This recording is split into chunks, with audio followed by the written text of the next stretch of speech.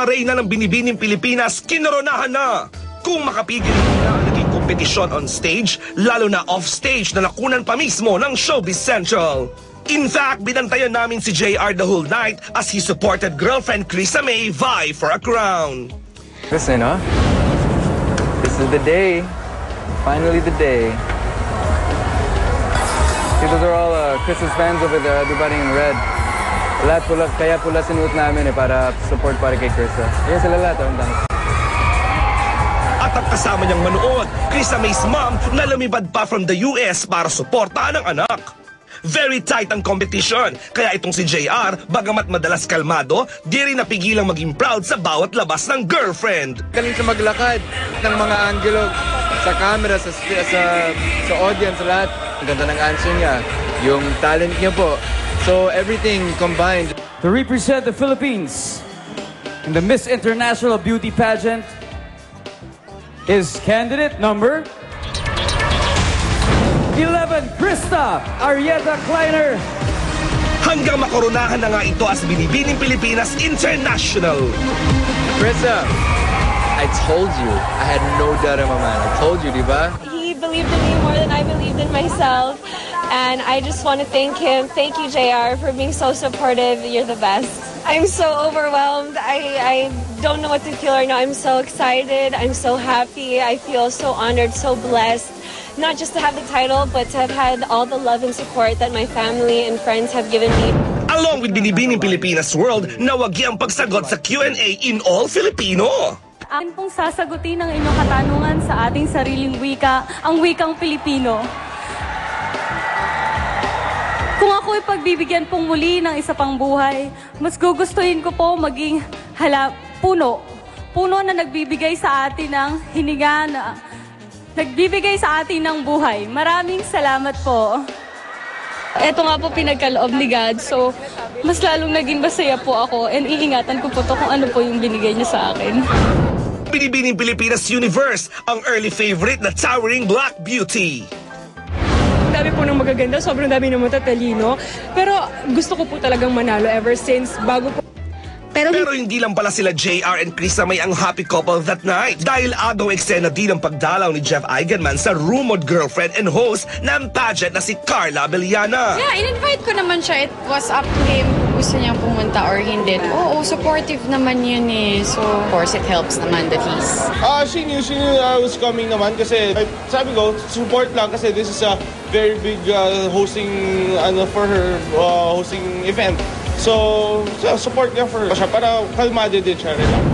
Maintriga, pero beautiful ang grand coronation night. Kaya naman sa mga bagong reyna, congratulations and good luck in your international pageants. All right, live na live here in the studio, the newly crowned queens of Binibining Pilipinas. Congratulations, ladies.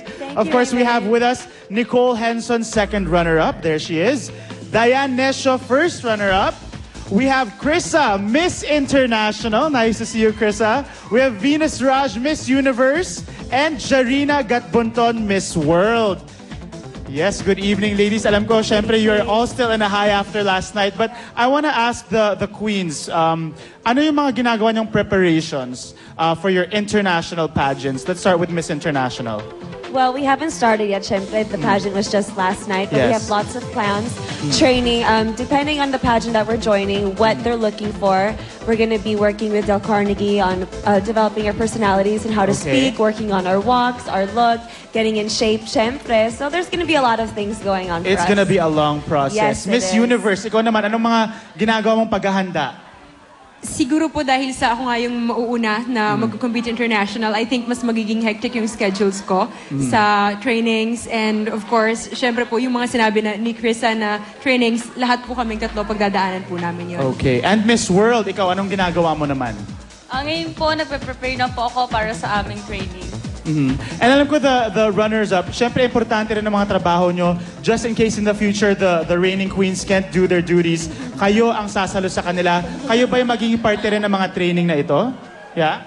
Yes, of course. Magiging part din kami ng training because we'll be preparing for future plans ng Binibini for us, like modeling sa mga ibibigay nila and commercial as well. And of course, our charity works and a possibility that we will also compete internationally. So, maganda na yung prepared din kami. Well, good luck to all of you. Matanong kayo, Queens, meron na ba kayong mga countries na pupuntahan or wala pa at this point? Do you know which countries you're going to? I'm not sure, but I heard mine's in Asia, either China, Korea, or Japan. So all right, exciting, and I'm sure we will get the latest updates with all the pageants. Thank you so much, ladies. Thank you for being here, Raymond, and congratulations once again. Of course, Krissa. I want to give a special thanks to Arnold Vegafrio, who's the one who pushed me and encouraged me to join Bini Bini. Thank you for believing in me. The whole ALB team, Benj Kabitan, Kuya Pao, John and Gab, Tita Nolly, and of course, syempre, my family, my mom, my dad, my brother, my friends, and God and JR. Thank you so much for all your support. Yun na yun. All right. Thank you so much, Krissa. And of course, kay Ding Dong and Carla, job well done last night. Samantala, ito lang po ang gusto kong sabihin tungkol sa mga sumasabog na issue ngayong hapon. Ako po ay masaya na kami dito sa Showbiz Central po ay may unity at lahat po kami dito ay may respeto sa isa't isa. Lahat po ng mga co-host ko dito ay tinatrato ko pong kaibigan at yan po ay walang halong kaplastikan. Kaya narito na ang friend ko na si Mo Twister. Mo, what's up? Thank you, friend Raymond Gutierrez. Also, mga kasama niya, kasing height niya. Ako naman, kasama ko, kasing height ko. The cast of First Time. Hello, guys. You know what?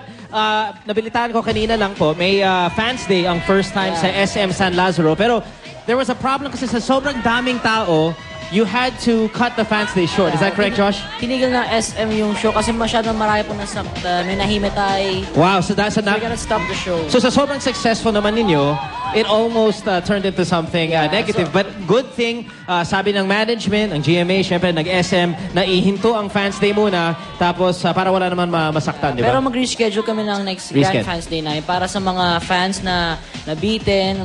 We're very sorry. Yeah. Okay. Sorry po sa nangyari. Ayaw po namin kayo masaktan. Sana po, meron pa po kaming soon na show para sa inyo. That's right. Show. Okay. Sige, abangan na lang. Po. Siguro next time we have a bigger venue sa SM para maraming tao, no? Sure. Si Barbie nandito rin. Barbie, hello. I know that kakarating lang ni Barbie. Hello, my dear.